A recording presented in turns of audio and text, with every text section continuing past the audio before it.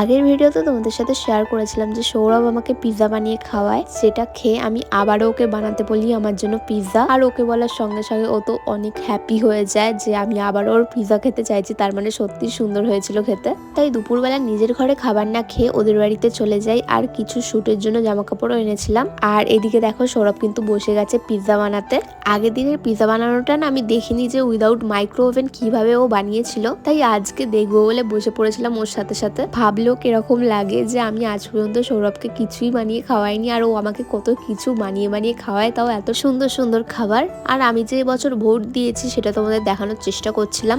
আর pizza বানানো দেখতে কি দেখে ফেললাম গাইস, দেখো কত সুন্দর কড়া মেরেছে, পুরো চকচক করছিল কড়াটা। যাই হোক, আমার পিৎজা কিন্তু রেডি হয়ে গেছে, তো চলো এবার তোমাদের খেয়ে বলছি যে কিরকম খেতে হয়েছে আজকের পিৎজাটা। সিরিয়াসলি যেরকম আশা করেছিলাম তার থেকে অনেক ভালো হয়েছিল। আমি তো ভেবেই নিয়েছি এবার থেকে ওর হাতের বানানোই পিৎজা খাবো।